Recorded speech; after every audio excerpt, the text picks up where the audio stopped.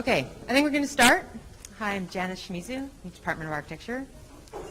And before I forget, there will be a reception to follow out here, as well as a stack of Exhibit Columbus field guides if you'd like to take one. Okay, Dwayne Oyler and his partner Jenny Wu founded Oyler Collaborative in Los Angeles in 2004. Their work is impressive for its rigor and thoughtfulness, as well as beauty and craft.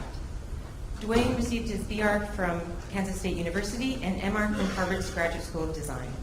Prior to establishing Oyler Wu, Dwayne worked for Toshiko Mori and collaborated with Lebbeus Woods. Oyler Wu practices architecture in different ways and at every scale, from 3D printed jewelry to Taiwan high-rises, from writing books to design-build structures, from master planning miles of the LA River to teaching at SCI-Arc, Columbia, GSD. Each effort stakes out a position and develops their body of work. In September, the New York Times featured Oyler Wu as one of a generation of international architects making its mark at dizzying speed. Designers whose sensibilities are bringing new depth to contemporary architecture around the world. And with that, I'd like to welcome Dwayne Oyler to Ball State.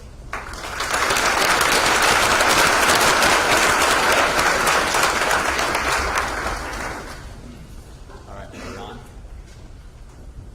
Do I sound mic? Thanks for having me here. I've been to Indiana now a few times, but I've never been to Ball State.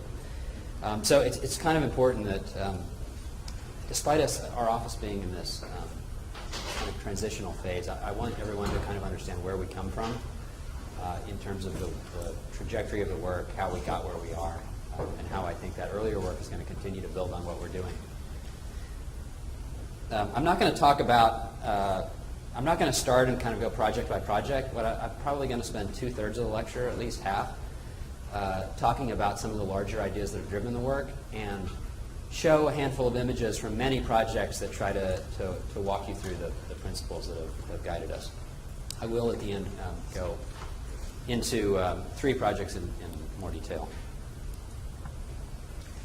I wanted to kind of set the stage by describing a little bit about where we come from.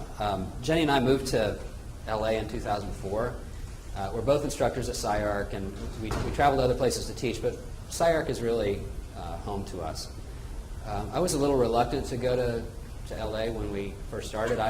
I'm originally from a very small town in Kansas, and my image of what big cities were like was based on an image of Wichita and Tulsa and Joplin and these relatively small, pretty scary downtowns, and I envisioned LA as that times 1,000, and it seemed horrifying. But when I arrived there, I realized that it was really a perfect convergence of this get-it-done kind of attitude, buy a truck, drive and get your own stuff, figure out how to make things happen, meeting a culture of architectural thinkers. There was technology there at our fingertips. There was a young culture of people interested in design that were involved in things like the film industry, the food industry, the fashion industry. And all of them, in ways that I didn't find on the East Coast, were willing to trust a 30-something, now 40-something young architect to do something for them. So the work that we do doesn't fit into any conventional category of architecture. People ask us, do you do residential or you do commercial? And the answer is always that we do anything that's interesting. And as a result of that, the work is kind of all over the place. As long as there's a design focus, it's something that we're drawn to. So the work that we do ranges in scale, as Janice said, from our biggest building, which is a 16-story residential tower in Taipei, to 19 miles of the LA River. This is a project. So the LA River is 51 miles long, and the master plan calls for development along both sides, a pedestrian path and a bike path on the other. And right now there are some very small segments of it that have been developed, but there's no continuity. Over the time that the LA River has been there, it was built as a result of a flood in the late 30s, a couple of floods. The roadways, many of them 6, 8, 10 lanes, are built really sitting right on top of the walls of the LA River. And in the stretch that we're working on, there are 23 of them that basically you can't get continuity through. You can't just walk along the river and under that bridge. So for each one of them, there's a unique condition to study. But our primary role in the larger team working on the project is the design of these 23 bridges and tunnels. Another example of a medium-sized building in Taipei, and an example of the kind of installations that we've been doing over the last 10 years. This one's one called Screenplay that's now at SF MoMA. And we've designed several things that are somewhere between furniture pieces and architecture. These are for a really fantastic company called Headspace. If anyone knows it, they make a guided meditation app that's been wildly successful. And they wanted to create these pods. We call them caverns. They call them pods. That allowed for people to do this in public and feel somewhat enclosed and contained, but at the same time not completely immersed in an enclosed pod. Our office is really about as close to a family as you could imagine an office would be. Like Janice said, there's a lot of output that comes out of the office, but really at our heart, a very small core group of people. There's Jenny and I and 3 full-time people. The office varies up to about 12, depending on the project that we have going on at the time. But this is an example. So just a little more about the office. We live and work in a space that's a 2-story building on a commercial street, really in the middle of LA. And our kids are very much a part of the office. We eat every lunch together. It really is like a tight-knit family. This is something we built last year. This is the back space behind our building. Sometimes we call it our yard. Sometimes we call it the shop. Sometimes it's the office, depending on what's going on. But this is a treehouse we built in the back of it last year. Just to the left of that is our workspace that you'll see a little bit later. And we've designed a lot of pieces of furniture. We see these as things that give us a chance to experiment with some ideas that we're working on at a larger scale, materially, in terms of fabrication, in terms of thinking about formal ideas. We tend to do a lot of thinking back and forth between very small projects and very big projects. You'll see as I go on that we build the majority of our work. All of the installations, 12, 13 of them, we've built all of them ourselves. And it was a thing that we started doing out of necessity. We thought that we simply couldn't get things built for the budgets that we had, and we had some basic skills for how to build things. But with every project, we decided we're just going to build this thing, and we're going to build it the way we wanted and extend the design process into that build. And as we went on, we thought that we would slowly leave that philosophy behind. But what we found was that with every time that we did one of them, new ideas would pop up, and we'd find that we were transferring those ideas for relatively small projects, even as small as a piece of furniture, to a larger building.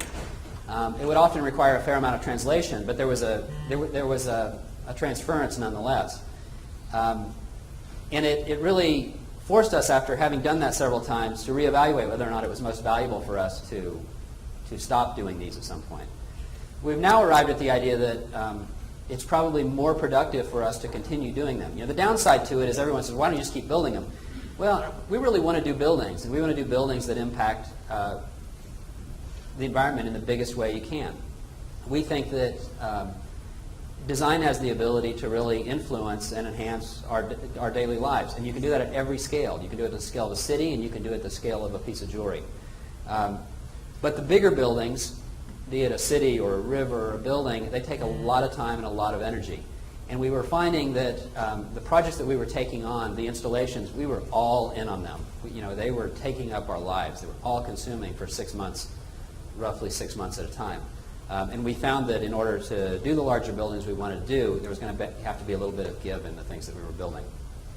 All of this is to say we're going to continue doing some of them. We feel like one a year, one every 2 years, if they're of a certain size, and we feel they can continue to help the office evolve and move ideas, it's beneficial for us to continue doing them.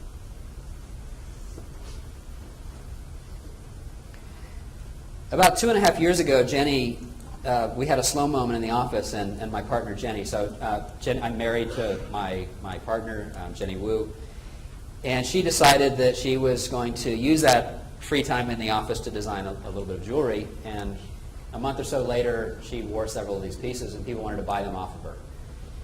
So she came home and she said, I'm going to start a jewelry company of 3D printed jewelry. And it started out with the conventional materials that you know from 3D printing. It was things like nylons.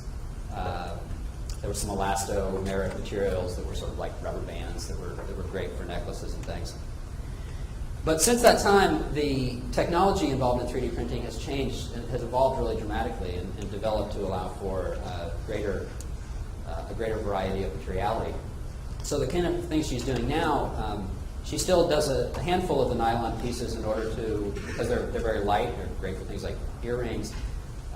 But the primary bulk of the work is are made of metals now. So this is an example of a direct printed steel necklace done in one single print. It's one of the few we know of. It's the only one we know of at this scale right now that's completely interlocking, no hardware that gets attached later, latch integrated into the piece, and the piece is flexible. It's really been the size that's made this slow. You know, they've been printing 3D metals for quite a while now, but the level of complexity and the size of this one is what especially makes it unique. This is now in the LA County Museum of Art.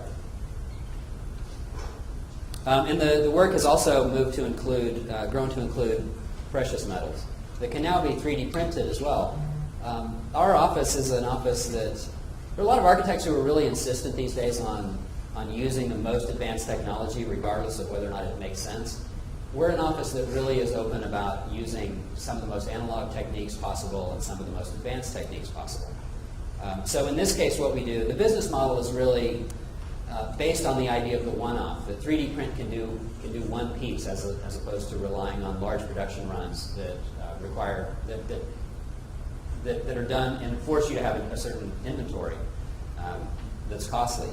So in this case, the 3D printing makes sense in order to 3D print wax. So what she does is we find that you're still getting a sharper, better 3D print in precious metals using an old school lost wax cast method. So what we do is we 3D print a wax. We then send that out to have cast into these precious metals. And you're starting to see now even the incorporation of diamonds into the pieces. You know, where she's really gone with this, like with the diamonds in particular, is she's just started to move into a market that is the wedding market for basically younger people who have an emphasis on design but don't really care about going out and buying a $10,000 diamond as a symbol of what their commitment is. The design focus has become more important, so they're less expensive rings, but still with a design focus. So that philosophy of using any technique possible is something that extends certainly into the architecture. We still do hand drawings. We do a lot of digital work and renderings. We still build models in the office. And ironically, we don't have a lot of 3D printed models in the office. The reason for that being that we tend to use the big models in the office as a way to study the projects on the fly. There's a lot of experimentation. There's cutting pieces away. There's adding additional pieces and trying new things. When you're ready to 3D print, you're essentially ready. You're done. And so we do a handful of things where we have a lot of time where we'll send out an experiment and 3D print or we'll print a really inexpensive one. But for the most part, we're using models to really experiment. We also use a lot of digital processes, particularly in the fabrication process, for outputting from digital to something that would be buildable. We don't consider ourselves a particularly parametric office. We like to say that everything we design. There's a degree of intentionality to the things that we do that we think separates us from a kind of plug-and-play parametric system. So we do those techniques when we think they're especially helpful in achieving what we've designed. But again, that really is about the fabrication process. So this is an example of one of those larger models that we're making. This is another one. and an example of some of the fabrication that we're involved in, both small and, in this case, relatively large. So about 8 or 9 years ago, we had done a couple of projects that I'll show briefly in a minute that were primarily lined. They were built out of rope and linear pieces of metal. And we looked back on the things we had been working on over the previous 10 years, and we really also thought about the architects that we most admired and how they had developed their work. And we kind of decided it was time we were working on something. That there was an architectural focus that didn't take every project that came through the door and started from scratch. I went to school where the education really taught me that with every new project, you treat it like you don't know anything. You take a look at the site, you consider environmental conditions, you look at the history of the site, the place, the culture that's going to produce it. You look at the widest range of formal possibilities that might be a powerful outcome, and you start from scratch. And we found that the stronger architects that we admire didn't do that at all. They developed at some point in their career, and I don't recommend this as in your 20s, at some point in their career they started working on a thing. And it had formal qualities, it had certain kind of effects in terms of the way you experience them. There was a material focus oftentimes. They had a way of going at projects. And we felt like that helped them develop a kind of expertise. And it was an expertise that was distinctly different from a technical expertise that, say, a contractor or fabricator might have. They were learning the effects of those materials. They were learning the effects of those formal, spatial, organizational moves that they were doing over and over again. Granted, they might have evolved over time, but they were working on that issue. And we started to look back on the kind of things we had been doing in a couple of previous projects and in the sketches and interests that seemed to be reoccurring. And line became that focus. So these came out of as we were doing this, there were drawings that we were looking back on, such as these sketches that had been in sketchbooks for 15 years prior to that. And about that time, a series of drawings called Lineworks started to develop that I had done, all hand drawings. And we started, with each project, a new issue would come up that we would sort of work to interrogate a little bit more. So in these drawings, I've tried to outline a little bit the characteristics that we've most tried to think about on each project. We might go at the issue a little bit differently in each project, but almost all of these show up in virtually every project we're doing in some form. In each of the drawings, we're especially interested in physicality. We're not architects who operate in a kind of analogical world, meaning we don't think of lines as being analog to a real thing. The elements in here have thickness. They look like strings, essentially. And it was important. That was important to us. We don't do things that are just lines that we then have to translate. We've been especially insistent on a three-dimensionality to these, and that they communicate as much depth as possible. And the idea of dense buildups and a variety of density has been important to us.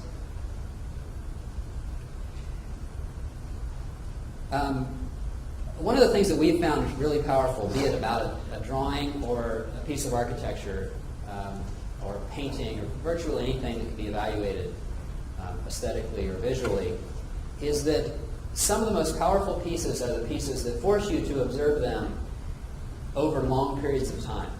So sculpture, for example, if it is something that its impact is instantaneous, it often leaves very little to be discovered. And so that piece of sculpture may be particularly powerful, but architecture exists for very long periods of time and is absorbed in different forms, sometimes through its use, sometimes as an object in the city, sometimes just as a spatial sequence.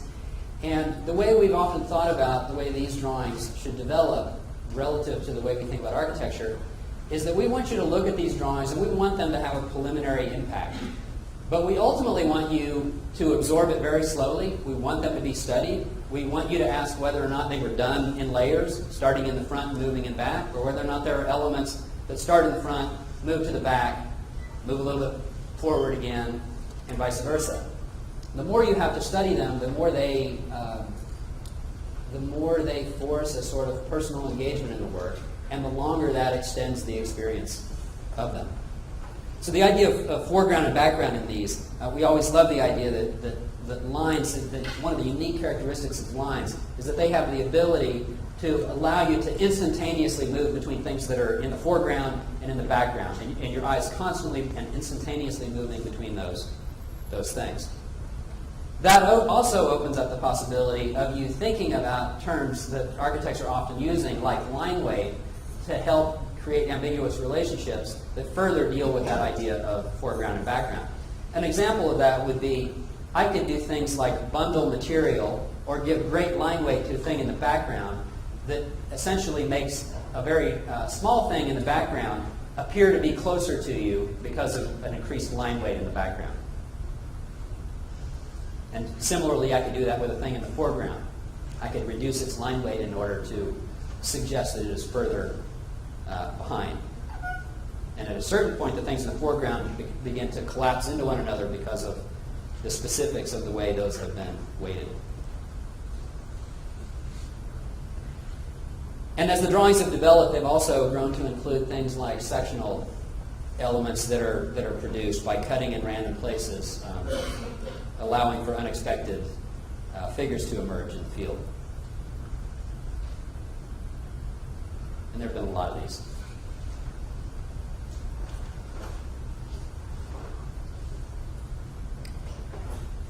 Between 2008 and 2011, we designed a lot of installations that were building on this idea, and I want to use these as just an example to sort of point to how we've developed our office in terms of the particular kind of shape and the kinds of spaces that we've been making. One of the most common questions we get is, where do these, now, the things that we make now, where do these shapes come from? And people often ask this question with some degree of skepticism, that they're suspicious.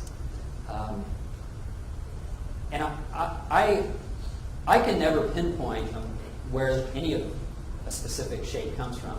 But I can tell you that those shapes have been a direct result of the evolution that's occurred over the last, say, 8 or 9 years. We started, the first project these we did was the one second from the left, where there was no curvature involved. At the time, we were interested in all those issues I talked about with line. There was also a structural idea involved in this one. But they were rectilinear. They were straight pieces. And the way we made those pieces was we would cut every joint, and every joint was made one at a time. So if we have to make a piece that goes up and comes over and goes up again, one joint at a time we'd make those. And we'd cut the piece and we'd weld it to the right angle and we'd set it aside and we'd move on and make the next one. And eventually we would three-dimensionalize those by twisting them in space. But that was really labor intensive. Every joint had to be cut, welded, and then ground back to this perfectly clean place. And the way you absorb this from a geometric standpoint is very much interrupted by the joints. You know, your eye moves through the piece by running along a line, stopping at a joint, and then moving down. And when the next project came along, which is the one to the right of that, a project called Pendulum Plane, the proposal was so complex. The proposal was originally the same kind of language, rectilinear corners, and we found that we couldn't build it in the time that we had, for the budget we had, if we were doing all of that labor. So we started bending things. And we effectively were able to make twice as much with the budget and the time that we had. But maybe the more profound thing was, when we looked at that and we imagined if it had been built using the first method, it fundamentally changed the reading of the piece. We could now create this smooth, continuous field where your eye kind of floated around the piece. And as the projects went on, we continued with that method, both because it helped from a technical standpoint, but because it changed the reading of the work. And we also, as we were developing those, started to incorporate other things like surface. That was really the first time we were incorporating surface into a project, into them that had very specific forms that were a direct reflection of having to negotiate between different kinds of bent pieces. So when we did this first one, aside from those technical issues, at that time we were really interested in justifying this sort of form making through some kind of mapping or site-based exercise. And so we were mapping things on the site and connecting points, and there was one that had a certain kind of grain, and there was another grain, and that was crossed, and then the form developed. And we built the project, and nobody gave a shit about any of that. They came to the piece, and they sat on the bench, and they played the strings like an instrument. They talked about the sparkle of the aluminum that we had orbital sanded. The lighting had a dramatic impact on the piece. And so all the things that drove us to make this piece went out the window. And we started talking and thinking more about exactly how it was impacting the people that were there. There were suggestions made that we didn't listen to. But for the most part, we felt that it had a certain kind of impact on the site that was very human, but that we could tap into as architects. That then drove the rest of the work.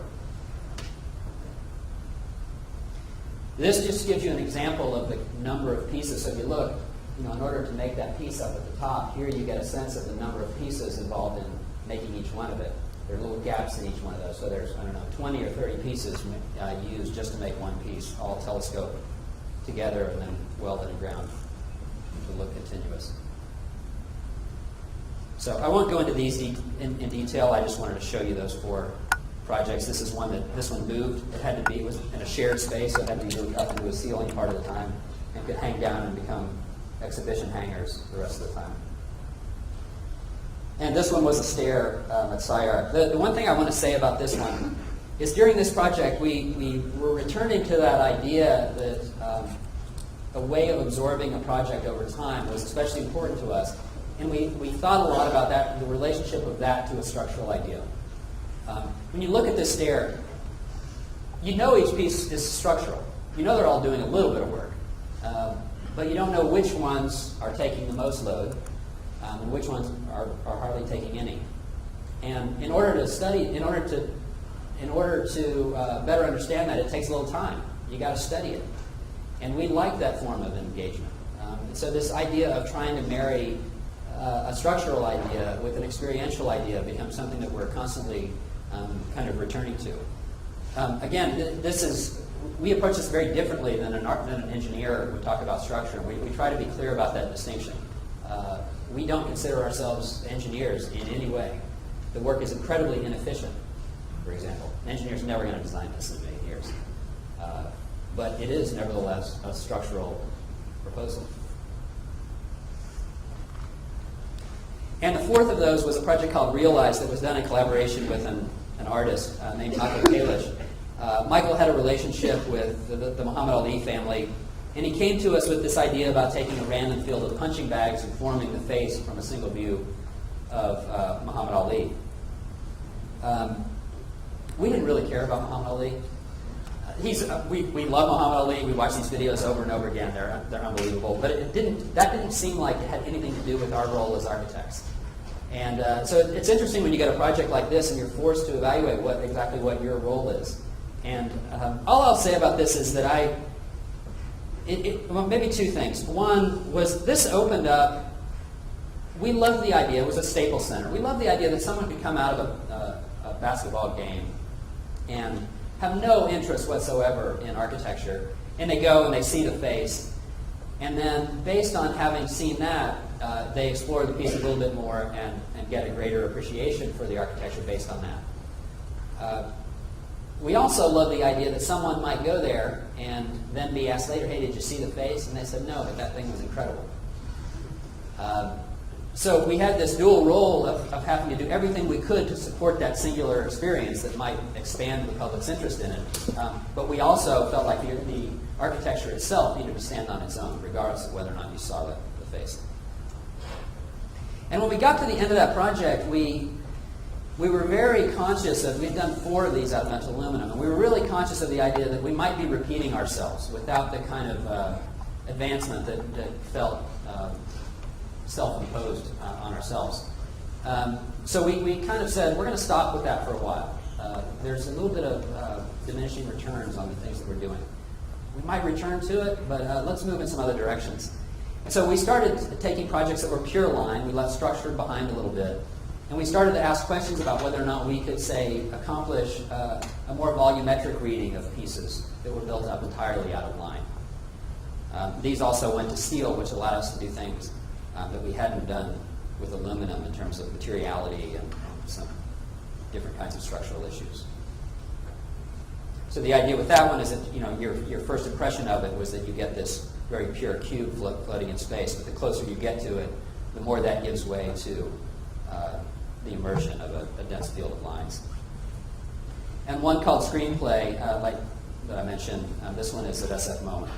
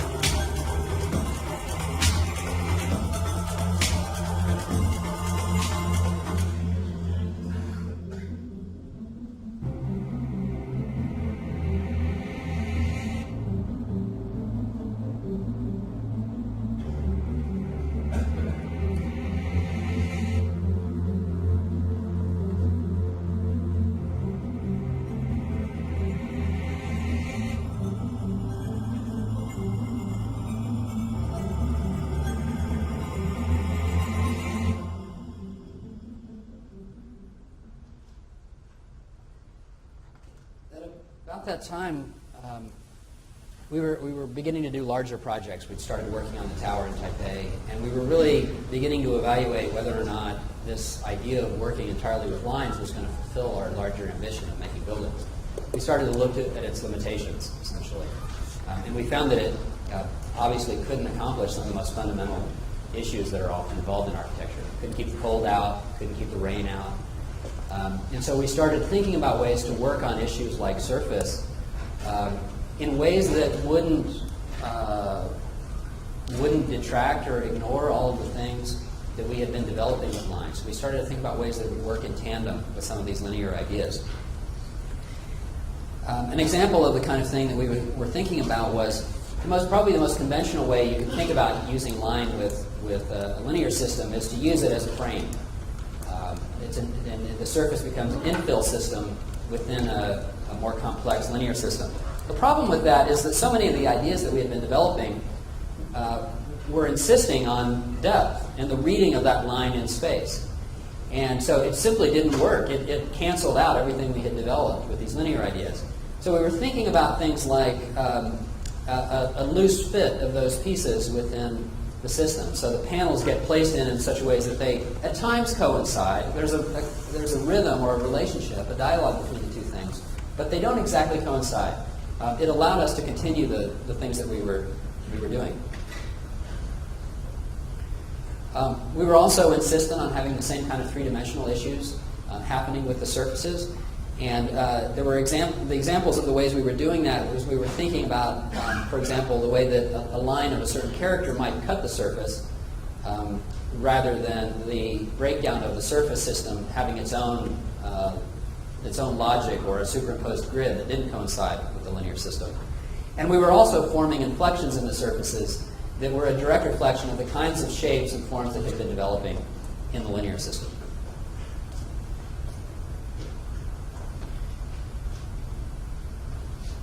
We were also thinking about sectional reveals that might occur within the system, so that at times you get the linear system moving on top of the surface and at times diving down below. And they were constantly three-dimensionally moving inside and out from one another.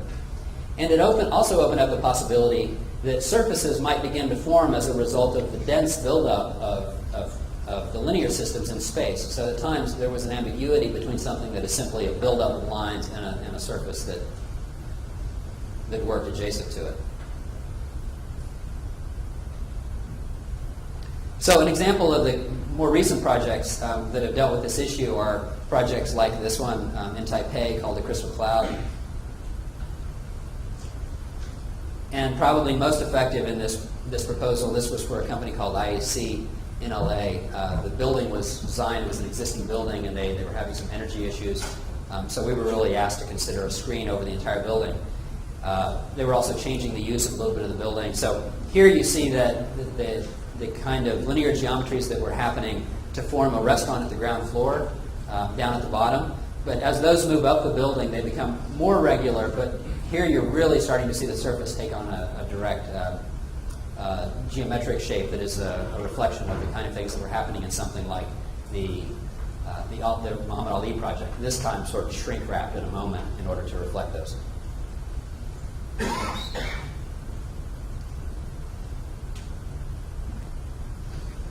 And one more project about surface. This was a project at SCI-Arc for a graduation ceremony. And the one thing I want to say about this is that this is a very different use of surfaces. In many ways, some of the surface projects that we've done, the focus hasn't been on surface so much as the result has been. There's been a resulting surface that is especially powerful. But this project, for example, the curvature of the shade fabric, the wind's not blowing here. We were really working on the lines. We were forming these nets. And we were working a lot with the difference between a knitted net and a knotted net. A knotted net is fixed at the corners. If you pull on corners in weird ways, it'll start to droop. But with a knitted net, it's malleable. The whole thing will shape and stay taut. And so in this case, when it was put up into the structural system, the natural behavior of the knitted net formed curvatures. And so the fins that you're seeing going in here, the shade fabric, is just a direct reflection of having to negotiate between those two natural forms of the net.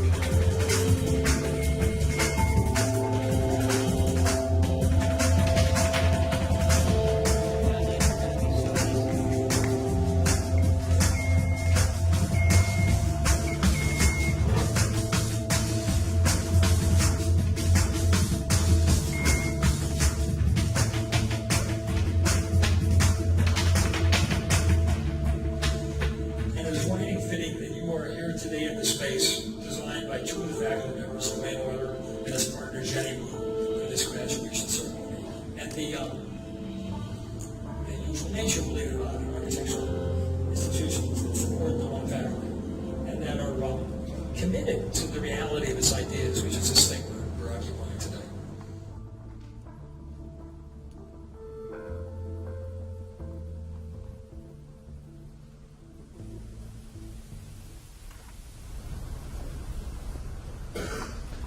In addition to thinking about how surface might work in dialogue with line, we've, in the last really 2 years, also started to think more and more about volumetric ideas.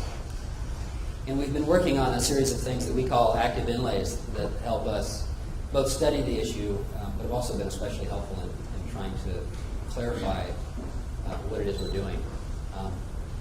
There are several more of these. We're literally working on these now, and so I have images of about half of them. But this idea came from a seminar that I taught about 3 years ago. And I was especially interested in the idea of inlay, because the definition of inlay, when I mention inlay, what you think of are things like inlays in musical instruments. You think of surface sheet material that is then carved out of, like the fingerboard of a guitar, and that inlay is put back in. But the definition of inlay doesn't necessarily suggest that it doesn't have volumetric qualities on the inside. Inlay doesn't mean it has to be flat. And it was that the ambiguity of that definition that we were especially interested in exploring and exploiting for what it was worth. So some of the characteristics that we were interested in, like with the surface, is the idea that these inlays were placed in objects in a loose-fit relationship. So we would take elements and place them in a mass, and then move them so that void out of or negative out of the solid piece, this space. And the idea was that it instantaneously put it in dialogue because of the nature of the shape of those spaces with the first piece. It almost fit, but not quite. At times it seemed to fit perfectly, but another place suggested it didn't. And the result was that on one side you'd get a perfect fit, as though it was inlaid or locked into the object, embedded in the object. And in other places you'd see only the surface revealed sectionally. So an example, you see, from this view, you have no idea whether or not that's a surface piece or a volumetric piece. And we were certain in every one of them, careful in every one of them, to place pieces that truly were just flat pieces. Because in many other places, you would clearly see that they were three-dimensional. And so the expectation for one versus the other would create this constant search. In all of them, there was the idea of a suggested continuity. So you'd see on one side of the piece the white object move into the wood, and at another piece seem to reemerge, but you're unsure whether or not there's continuity in the system. We always tried to think of these as being things that were part of a larger system, as though there was a world of solid wood, and within them existed this world of objects. And the wood was simply chopped out of that larger field. And the way we were trying to suggest that was first by the sectional element, but secondly by the fact that you would get these unexpected figures happening on the surface of the volume. Again, usually there was a direct relationship between the shapes and forms that were being made to create those cracks and surface manipulations and the objects that are apparent in the middle of them. We thought a lot about how seaming strategies, in order to make these things, they were really difficult and super time-consuming to make. Many of them had to be made in multiple parts, and many of these are 4 to 5 flip mills. There are several other prints that are going into them, and we were thinking about how to seam them in such a way that it would help to reinforce and further work with this idea of the additional objects within the field that are manipulating it. And so the seaming strategies, rather than, say, chopping at a logical location, we would often take yet another figure and create the seam out of that. So you get an example of that happening there in an unusual or unexpected shape.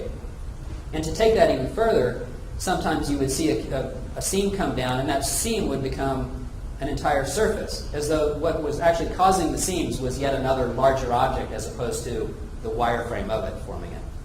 You'd also then get it working more in dialogue with the system that created the surface manipulations like these in the larger object. And like I said, there are several more of these now. Many of them have gone on to include wireframe systems that suggest there's a continuous object inside of them, which has been especially helpful in further reinforcing the idea that there's continuity within the others that may or may not be continuous.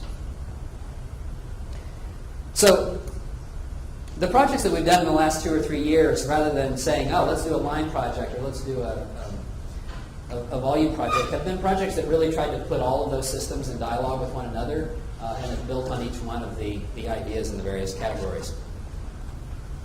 When we first started doing tower projects, we did a series of tower proposals about 5 years ago. And we were really taking the ideas that we had been working on in the line-based systems and superimposing them on the buildings. And we just found that they weren't working. The scale wasn't right. Structurally, it made no sense. It felt a little like applique. And it didn't relate properly to the scale of both the city and the units that were existing within the building. And as we continued to work on this, we were thinking about how those more surface-based systems and volumetrics-based systems might pick up on things like, say, the pixelization of a linear system.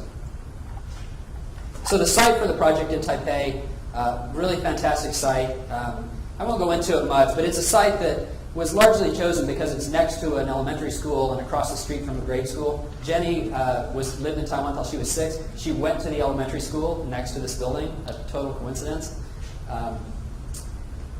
And when it came to us, it was this hodgepodge of existing buildings. Many of the owners of the new building, roughly 25% of them live in the building now as a result of a negotiation. They gave up their building, but they now get a very, very nice unit in this new building. There you see that site. That's the middle school on the right. And the plan on the bottom, there's the big football field. But the big advantage of this, and there's a freeway on one of the sides. So the big advantage here is that on 3 sides, you'll never get buildings of that height, so they'll maintain their view of downtown Taipei. One of the things that we talked about a lot in the project was this idea of the more informal aesthetic of Taipei. We tend to be architects who thinks that maybe to an extreme extent that architects should control everything. So we've never been anyone who thought that this work should just emerge itself and sort of acquire its own vitality. We thought that we could do something that captured that to a certain extent, and that this vitality that comes with simply hanging clothes on the line and putting a new air conditioner out there, that's a separate thing and lacks the kind of control that would ensure an enduring quality to the building over time. But nevertheless, there was a vitality to it that was especially interesting to us, and something that we continue to return to as we worked on the project. In the early stages of the project, here's what we were doing. Really looking directly to the earlier projects where the line-based systems were applied to the building. And a fair ways into it, we were more creating this kind of drawing. And our thinking was that, or our hope was that this kind of drawing would operate a little bit more like some of the drawings, the linear drawings we were talking about earlier, that take a little bit longer to study. Like when you look at this, you instantaneously recognize a handful of primary layers that suggest a certain movement across the surface. But as you look at it a little bit longer, you realize there are also layers in the background that are doing a similar thing. Again, sometimes working in tandem with the primary system and sometimes not. There's other layers of colors and materiality suggested in it that slowly emerge over time. So we began with those line-based systems moving up the building. But in a very short time, we had moved to things that were more at the scale of the windows of the units and the spacing between columns in the building. An example of it lit at night, where even the lighting is trying to reinforce some of the systems walking up the building. And I think, I was just there for the first time in July since the panels went on. And I think maybe what's most interesting about the building is, and you really get it from something like, like this is much more what the street view of the building is like when you're walking past the building, is I was most happy with the ambiguity of the line of enclosure. I can't think of very many buildings where you go to them and the texture of the building and the depth of the space on the front of the building, at least a building of this size, where there's an ambiguity of where the enclosure is. Exactly where the windows occur, what is added to the building as a textural piece, what's structural piece. All of these things are sort of melded into a deep textural system.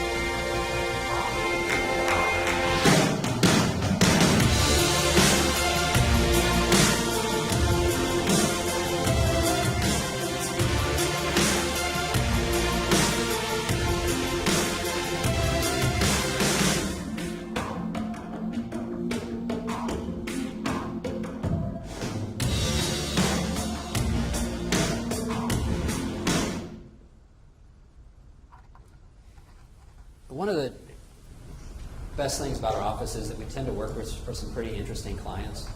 And one really great example of that is a client that we worked with called 3DS Culinary. This is a company that is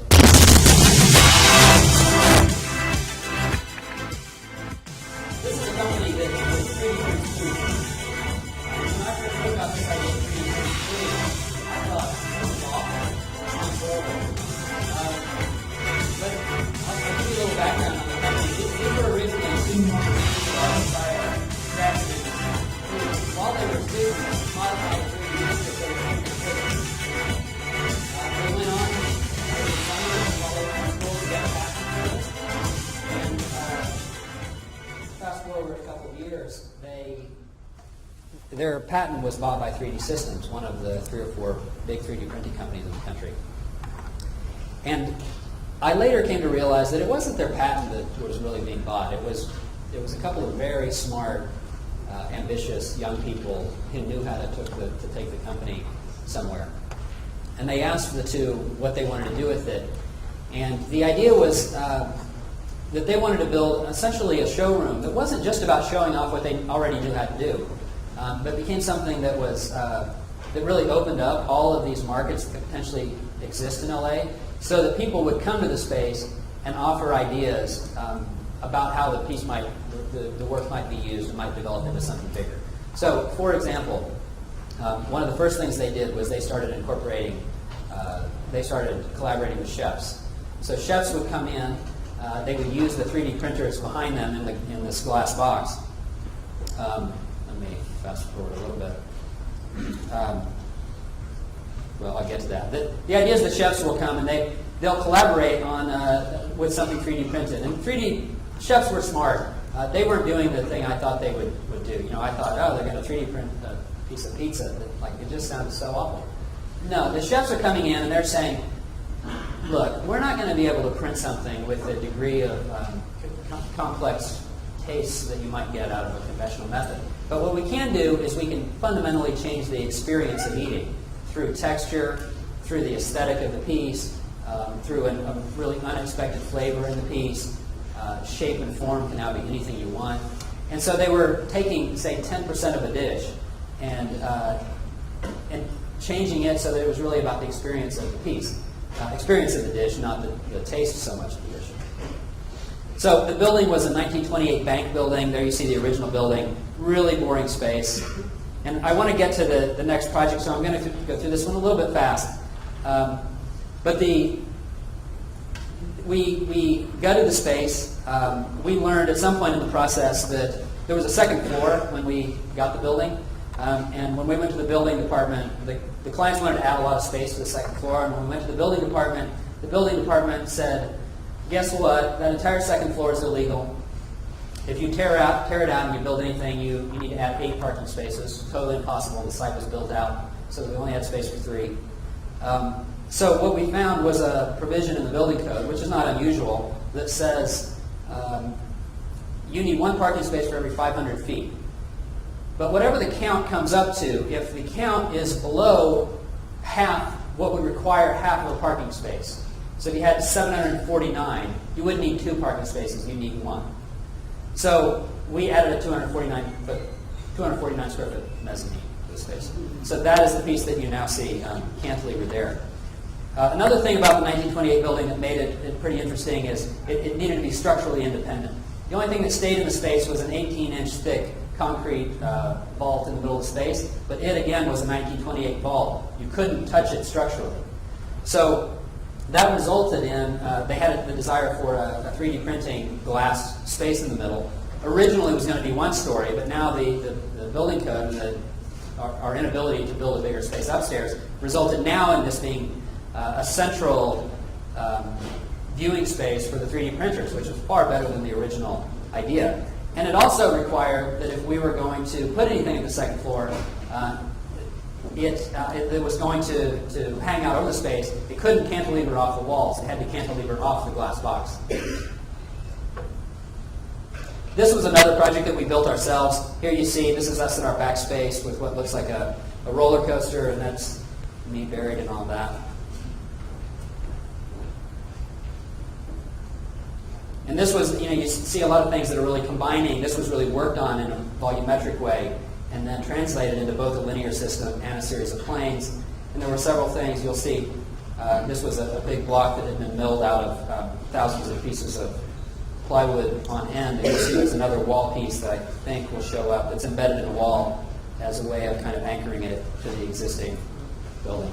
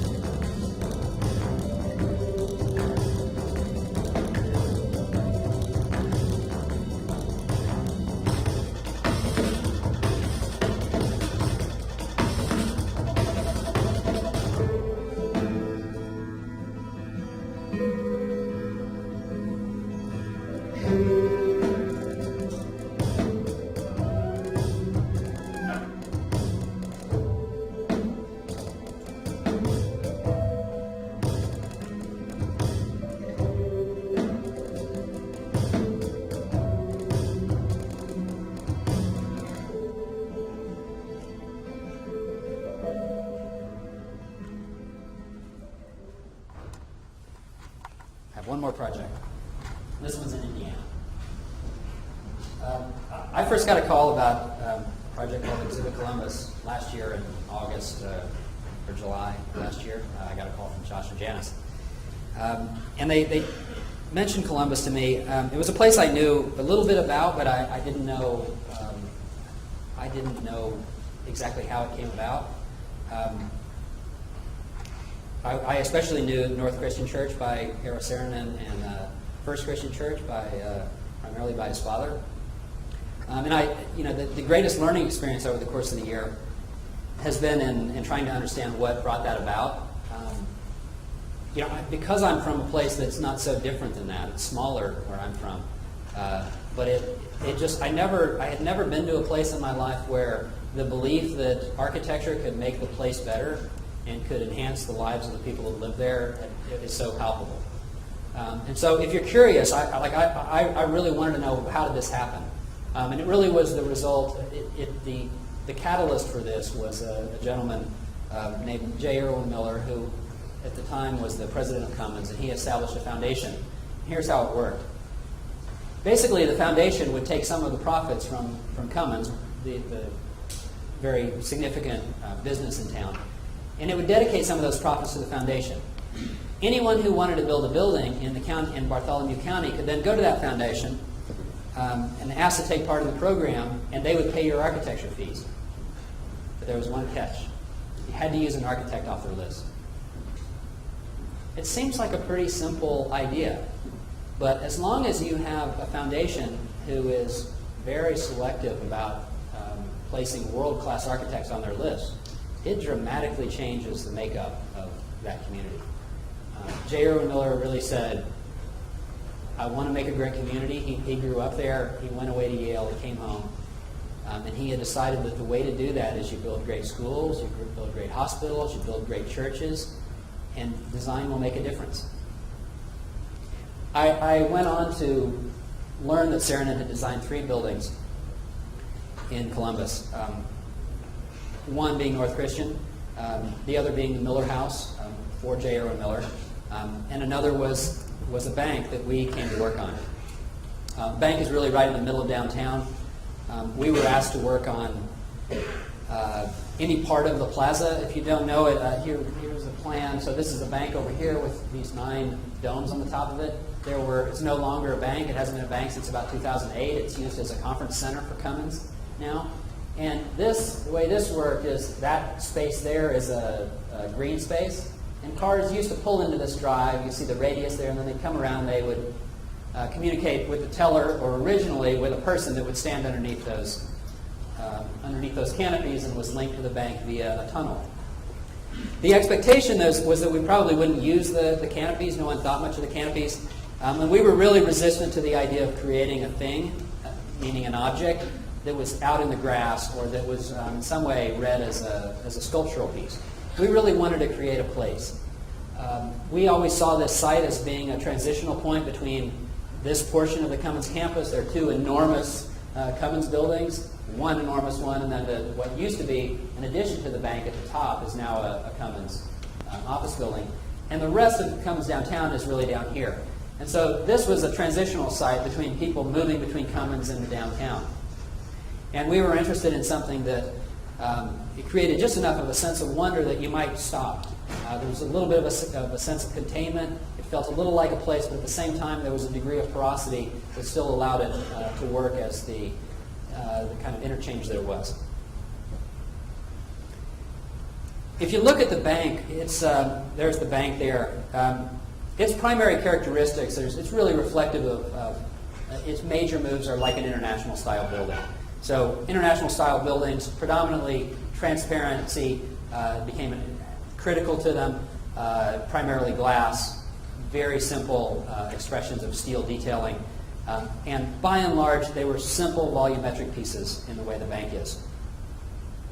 The one oddity about the bank was that it had these 9 domes in the middle, and there are a lot of stories that are told about this idea of the domes. Examples of those are Saarinen's desire to lighten up the roof, literally so it could be poured in a single slab. Another was the idea that I read a letter just a couple of nights ago about how he had before he designed the bank, he had just returned from the Great Mosque of Cordoba, which has a lot of subdivision and arches, and it serves as, it really kind of looks like an urban marketplace. So he used the word marketplace, an urban marketplace, and thinking about this as a kind of bank that might serve in that way. You got to remember when this was built. So this was designed in 1950, built in 1954. Saarinen was 40 in 1950, a relatively young man. And banks at the time were symbols of power. They looked essentially like Greek temples, columns in front. They did everything they could to separate the people of the community from the institution that was the bank. And so at the time, this was a really unusual way of thinking about a bank. The other story that is told is that these are a sort of negative of the trees that exist on the site.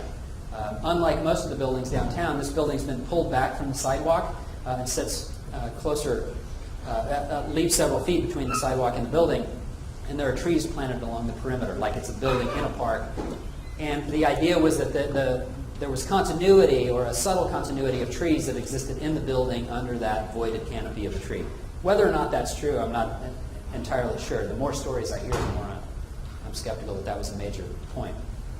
Nevertheless, it was something that was important to us and went on to influence the way we worked. Saarinen was an architect that especially thought about lightness. So many of his buildings, he did everything he could to make them feel like they were lifting off the ground.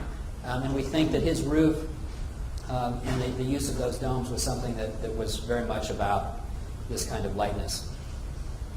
There was also something that Saarinen did over and over again in so many of his buildings that was really appealing to us. And it did what I was saying earlier in terms of marrying a very technical issue with a poetic outcome. So in these buildings, and it's best exemplified in Dulles Airport on the right, the column goes up, and instead of hitting the beam you would expect, it jumps through a hole and then comes back down and gently hangs the roof. Well, if you look at his other buildings, he did that over and over again.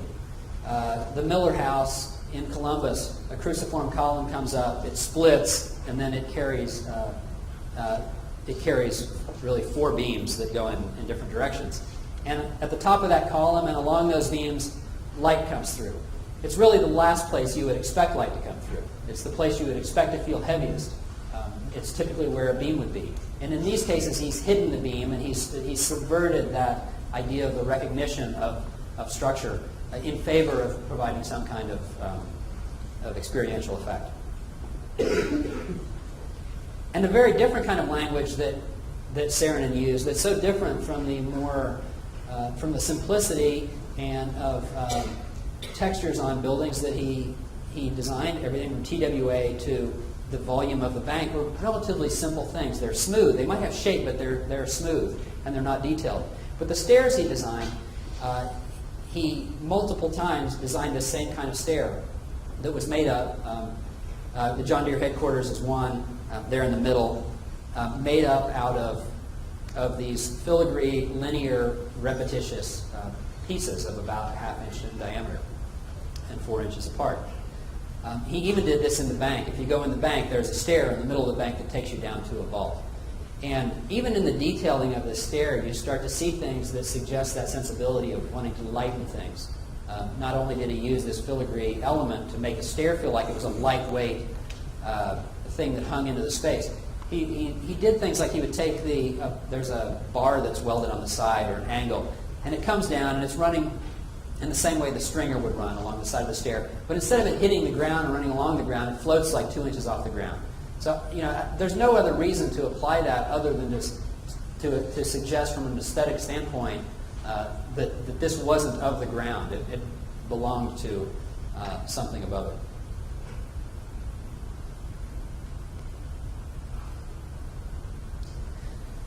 So as we thought about the 3 canopies on the site,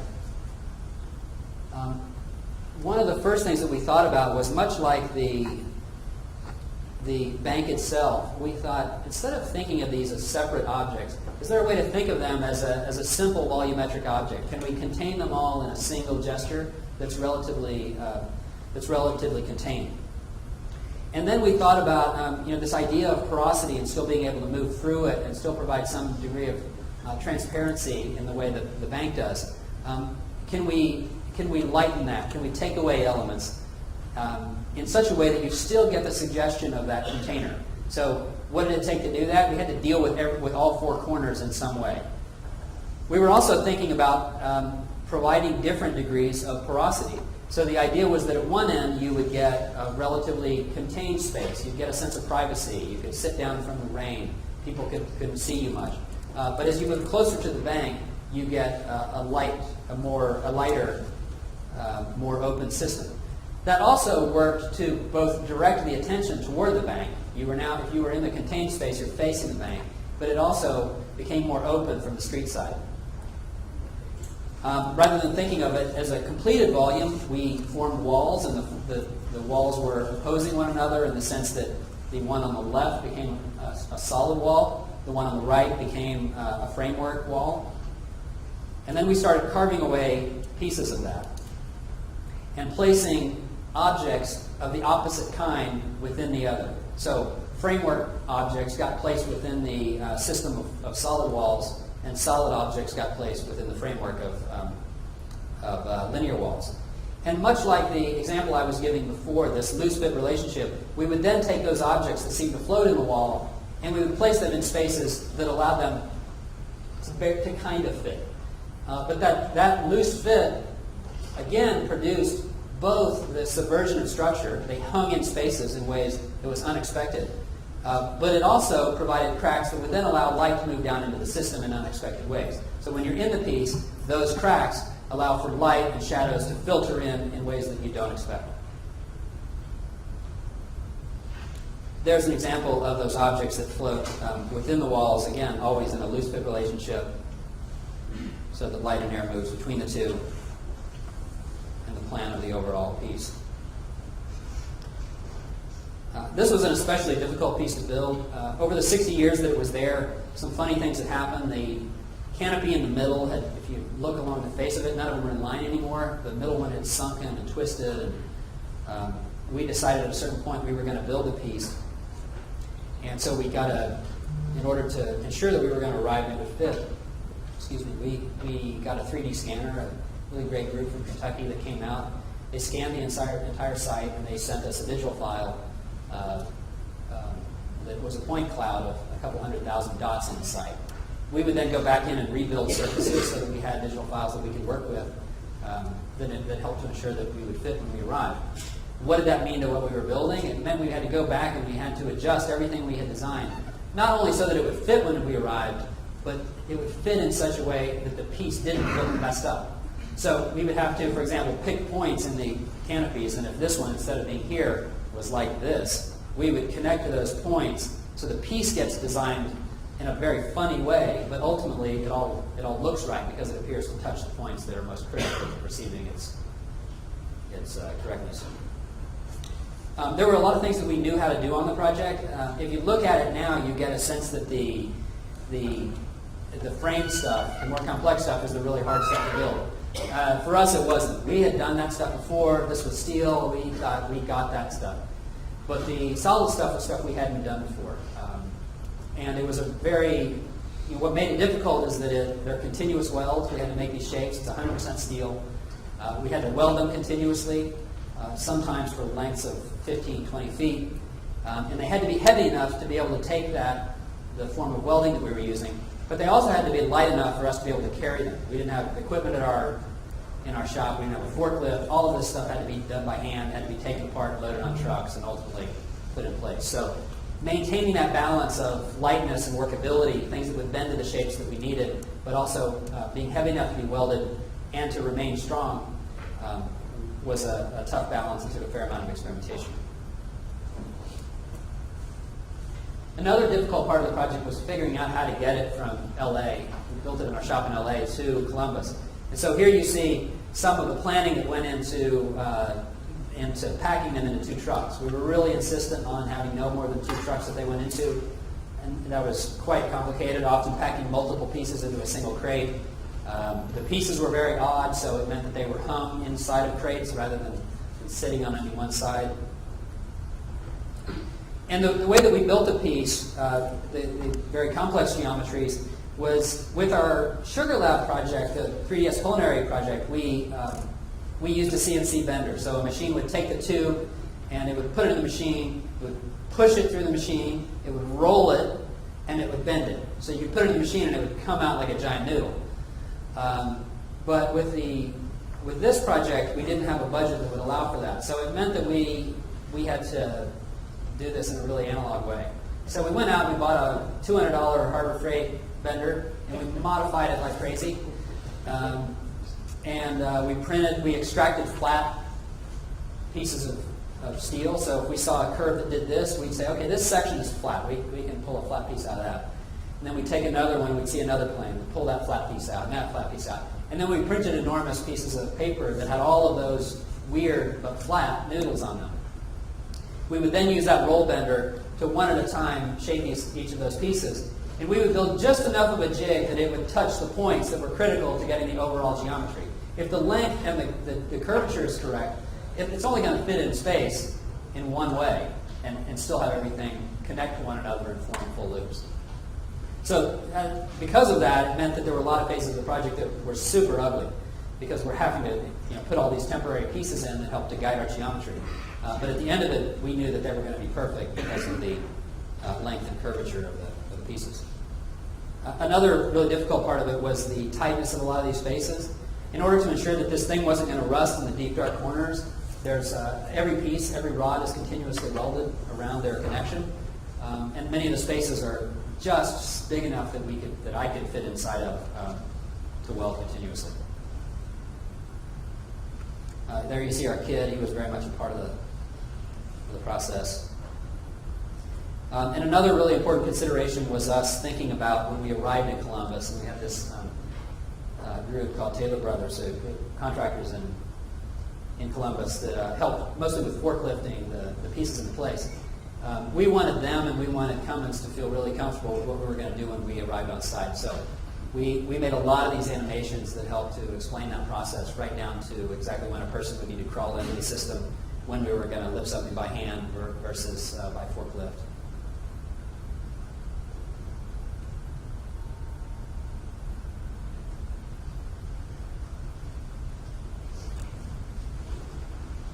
So there you see that piece on site, the completed piece.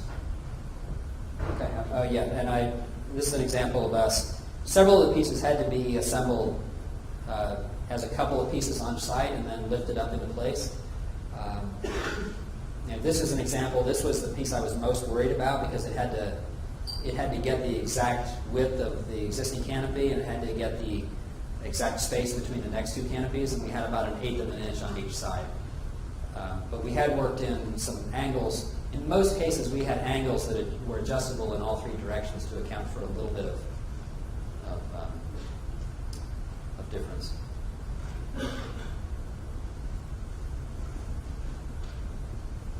And there's an example of lifting that lighter frame piece on the end.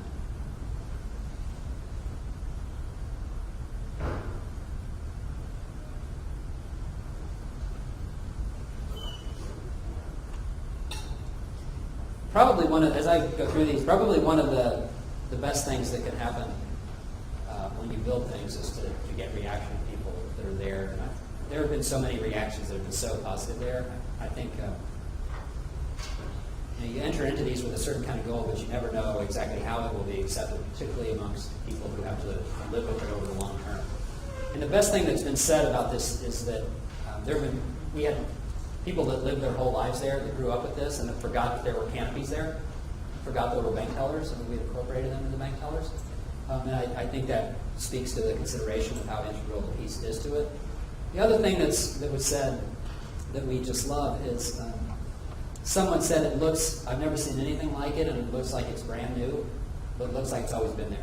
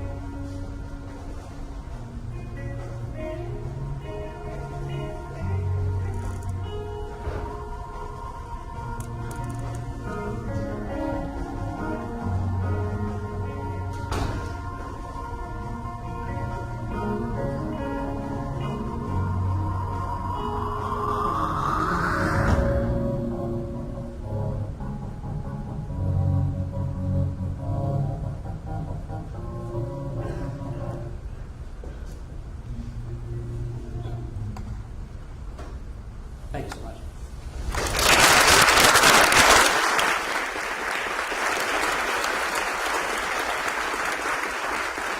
I'm happy to answer any questions.